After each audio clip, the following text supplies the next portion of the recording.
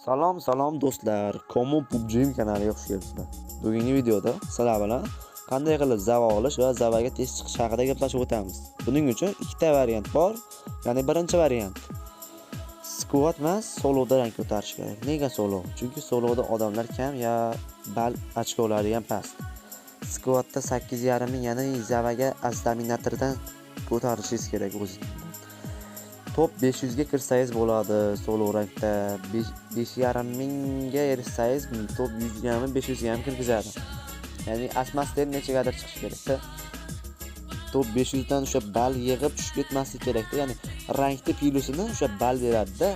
Rankingiga kirsangiz ikkinchi qara server almashtirish kerak. Bu majburiy talab etilgan, chunki Yevropadan o'ynash qiyin-da. Squadingiz cho'tki bo'lsa, o'yna olasiz, telefon zo'r bo'lsa. Lekin bari u squadlar to'lka hammasi YouTuber boshqalar Ultimate Royal ochilgancha hamma rankni zavaga chiqdi.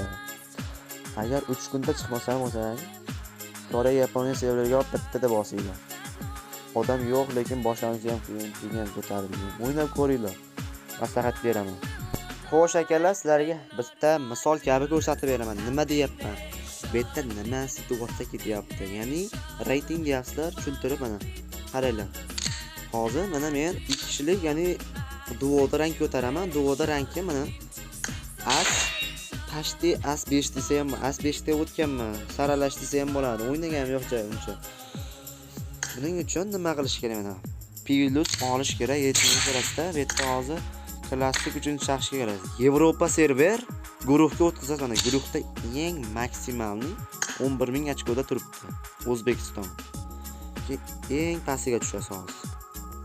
Men 100 ga kirsangiz 7000 ochkoda zava olingan. 7000 ochko. Keyin solo. Mana soloda 7000, birda 7000 turibdi. Eng pastiga tushirsangiz 5,5 mingmi bo'ladi, 4000 ga yaqin. Mana 5751. 5751 ochko. Soloda eng oson, chunki bu yerda 5751 ochko yig'asiz. Mana bu yerda hozir ko'rsataman. Xo'sh, klassik. Mana men duoda 4200, 5200 yosh uchun mana as dominator 20 mi 15 ga bitta chiqsangiz soat 7 da zavasizligi bo'ladi. As 30 qilib yotmizda.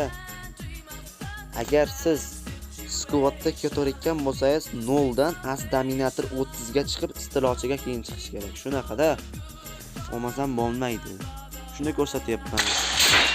Keyin serverdan o'tmasligiga kirib o'zgartirish qilib Yevropani, Koreya, Yaponiya.